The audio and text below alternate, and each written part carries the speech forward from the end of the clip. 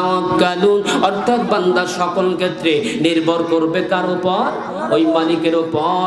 তার উদাহরণ দিব দুইটা। কয়টা? জোরে বলেন কয়টা?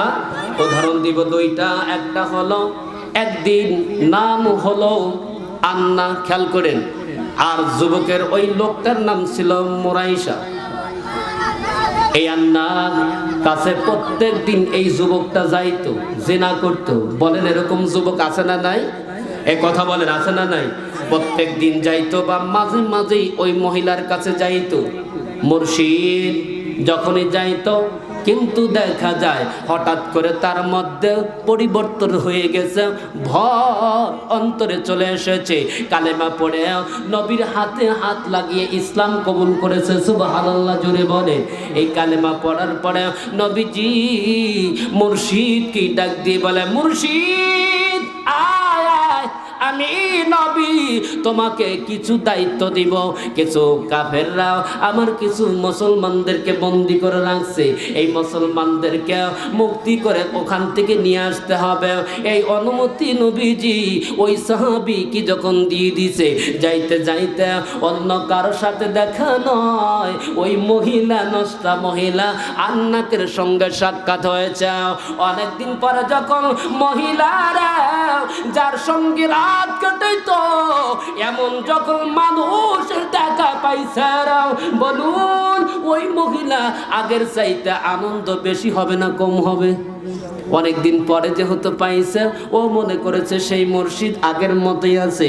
মুর্শিদ দেখার পরে সুন্দর করে কাছে যাইয়া মুর্শিদের হাতটা থাপা দিয়ে এরকম করে ধরেছে, ডাক দিয়ে বলেছে, মুর্শিদ বলো তো দেখি, যেই মুর্শিদ আমি আন্নাকে না পাইলে তুমি ভালো থাকতে না, আমার না দেখলে তোমার মনটা ভালো থাকতো না। মুর্শিদ বলো তো দেখি, কোথায় তুমি গিয়েছিলে? অনেকদিন তোমাকে দেখতে পাই নাই। এই ব্যাখ্যাটা পাবেন সূরা নূরের ৩ নম্বর আয়াতে। তাফসীরে জালালাইন খুলুন অথবা ইবনে কাসির খুলুন, দুইটাতে ব্যাখ্যা পাবেন। বলুন অনেকদিন পরে গো আন্না যখন মুর্শিদকে পাওয়ার পরে এই প্রশ্ন করল, সুন্দর কোন মুর্শিদ ডাক দিয়ে বলে, আন্না রে আমি আর আগের মুর্শিদ নাই। সুবহানাল্লাহ জোরে বলেন।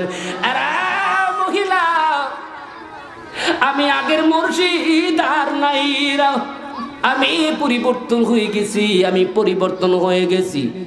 এবার মুর্শিদের কথা শুনে আন্নাকের মাথা ঠিক নাই, কিভাবে এর যুবককে এই লোকটাদের নিজের কন্ট্রোলে আনবে। বলুন বাংলাদেশের অনাচি কানাচে বিভিন্ন ধরনের আবাসিক হোটেলের নামে ব্যবসা হয় কি হয় না? জোরে বলেন, জোরে বলেন। আর এই হোটেলগুলোর পরিচালনার দায়িত্ব অধিকাংশ মিনিস্টার মন্ত্রীরা। জোরে বলেন না কেন? কথা বলেন।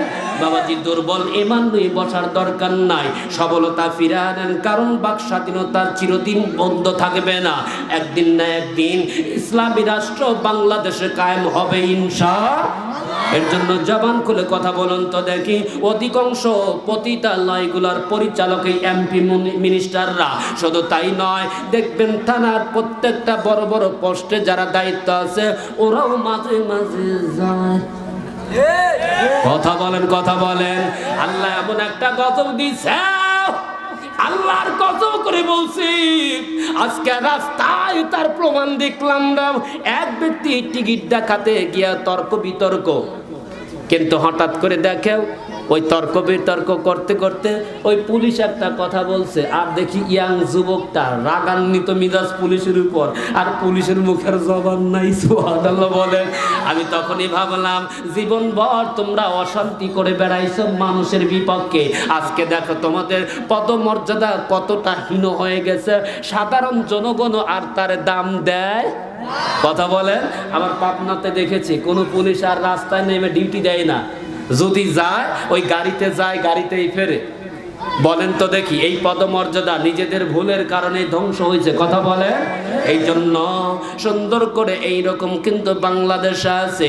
এই জন্য ইসলামী রাষ্ট্র কায়েম করবে কারা? যারা নামাজি। এই নামাজি ব্যক্তিরা যদি মুসলিম রাষ্ট্র কায়েম করে, বলুন এই মুসলমান যেইখানে 90% মুসলমান, এই মুসলমানের রাষ্ট্রে যদি মুসলমান নামাজি যদি দায়িত্ব নেয়, আল্লাহর কসম করে বলছি, কোন পতিতালয়, কোন আবাসিক হোটেলে কোন নারী ব্যবসা চলবে? জোরে বলুন, চলবে? এগুলো বন্ধ করতে হলে এটার দরকার নাও, বলুন। এই জন্য এই সুন্দর করে আল্লাহ মুর্শিদকে দীপ্ত কণ্ঠে ডাক দিয়ে বলে, মুর্শিদ আমি তো দেখেছি, তুমি আমাকে না দেখলে, আমার সময়ের সাথে সময় না কাটাইলে তুমি শান্তি পাইতে না, অথচ কেন রে মুর্শিদ তুমি এরকম করছো? এমন সময় মুর্শিদ দীপ্ত কণ্ঠে ডাক দিয়ে বলে, আন্নাক রে, আমি এমন নবীর হাতে বয়াত নিয়েছি রে, জীবন চলে যাবে, কোনোদিন পাপ কাজ আমি মুর্শিদ করব না। আর জোরে বলেন আল্লাহু আকবার। কি আপনারা রাগ করতেছেন? রাগ করতেছেন ভাই? বাবাজি খেয়াল করেন, আন্নাক যখন দেখলাম আমার তো নিয়ন্ত্রণে নাই, নিয়ন্ত্রণের বাইরে গেছে, এখন কৌশল তো করার দরকার, ওরে কেমনি করে আটকাবো? তাফসীরে এসেছে সুন্দর করে, ওই মুর্শিদের হাতটা ধরে জোরে সোরে চিৎকার দিছে, আমার ঘরে পর পুরুষ ঢুকছে। নাউজুবিল্লাহ বলে, জোরে চিৎকার দিছে, আমার ঘরে পর পুরুষ ঢুকছে। এখন বলুন, কোন নারী যদি এই কথা বলে, সাধারণ জনগণ বলুন তো দেখি যুবককে আটকানোর চেষ্টা করবে কিনা? কিন্তু রাত্রিবেলা হয়েছিল বিদায়, এই মুর্শিদ নিজেই ব্যাখ্যা দিয়েছে, আমি দৌড়াতে শুরু করলাম, দৌড়াতে দৌড়াতে এদিক ওদিক যাইতে যাইতে, বলুন যেখানে 10 জন 20 জন যদি দৌড়ায়, এক ব্যক্তি দৌড়াইয়া লাগল পাওয়া যায় না। মুর্শিদ চিন্তা করতে করতে একটা গর্তের মধ্যে আশ্রয় নিয়েছে।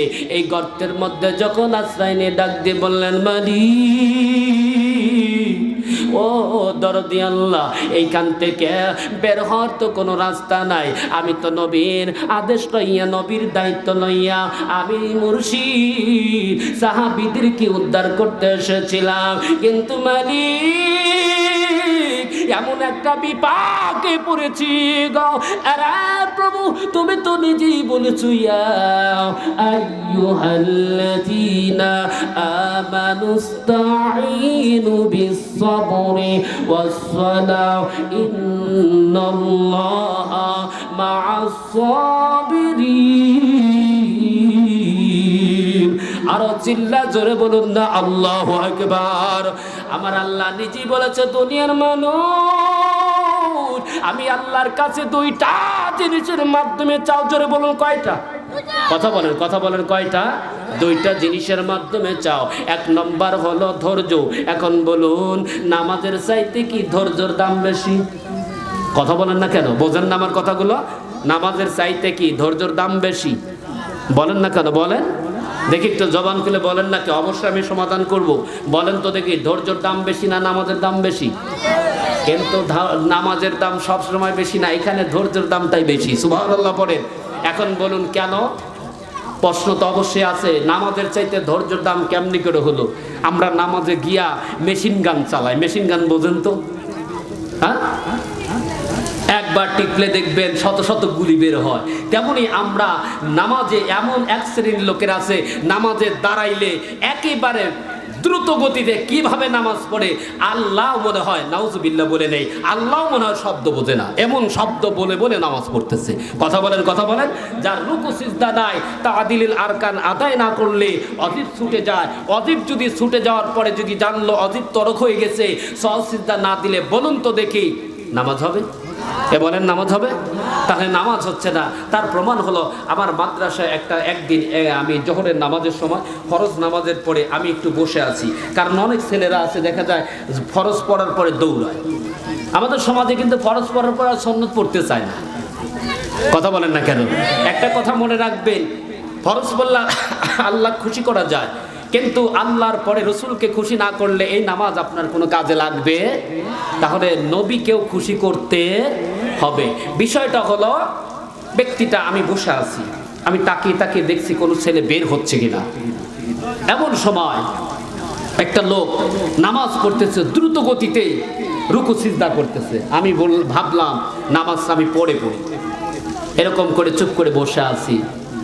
নামাজ উনি কমপ্লিট করলো। আমার মনে হয় 2 রাকাত নামাজ 1 থেকে 1.5 মিনিট, 1 থেকে 1.5 মিনিট নামাজ শেষ। উনি চলে গেল। যাওয়ার পরে ওই সময় আমি আর কিছু বললাম না। পরে একদিন ওনাকে বললাম যে গতকালকে কোথায় গিয়েছিলেন? কয় হে আরমান, গিয়েছিলাম। কোথায়? এক জায়গায় দাওয়াত ছিল, ওই জায়গা আমার কথা ছিল জোহরের জামাত ওখানে ধরতে পারি নাই, এর জন্য যখন নামাজ পড়ে ওখানে গেছি। এখন বলুন, ও যাও খাওয়া মোল্লারা, এখন আপনারা এখানে যারা বসে আছেন বলুন তো দেখি, দাওয়াতের চাইতে নামাজের দাম বেশি না নামাজের চাইতে দাওয়াতের দাম বেশি? বলেন বলেন বলেন। তাহলে দেখেন, দাওয়াতের জন্য সে মেশিন গান চালাচ্ছে, নামাজ হোক বা না হোক। আমি হাজিরা দিতে আসছি। এক শ্রেণীর দেখবেন শ্রমিকরা হাজিরা দিলে, দিন হাজিরা দিলেই মজুরি পায়, দিন হাজিরের দাম পায়। এমন শ্রেণীর মজুরিদাররা আছে না নাই? কথা বলেন, আছে না নাই? যারা এইরকম করেন, যারা হক নষ্ট করে যারা কর্মচারী দায়িত্ব পালন করতেছেন, আল্লাহর কসম করে বলছি, আপনার সন্তানও টাটকা একেবারে ওই জগতের একজন হবে। বুঝে নেন, ওই জগতের একজন হবে। 2 দিন পর আপনার সন্তানকে আপনি নিয়ন্ত্রণ করতে পারবেন না। আপনার সন্তান যদি মানুষের মতো মানুষ বানাতে হয়, নিঃসন্দেহে আপনার চরিত্র আগে কন্ট্রোল করতে হবে, আপনার দায়িত্ব কন্ট্রোল করতে হবে। আমি আমার ব্যক্তিগত জীবনে আমি 17 বছর কোচিং সেন্টার চালিয়েছি। ভাইরা বলেন, আমার চেহারা দেখে কি তাই মনে হচ্ছে? বলেন।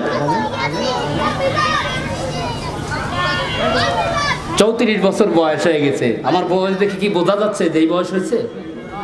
একটা কথা মনে রাখবেন, 4 বছর ধরে কামিলে আমি সরহেবিকা সাবজেক্ট, আলিম ফার্স্ট ইয়ার সেকেন্ড ইয়ার 2টি ক্লাসে সরহেবিকা, যেটা হলো ফতোয়ার কিতাব, এই কিতাব পড়ানো হয়। ওখানে মূল আরবি ইবারত পড়ানো হয়। এখন বলুন, আমাদের সমাজে দেখেছি যে সকল টিচাররা ফাঁকি দেয়, ওদের সন্তানরা মানুষ হয় না।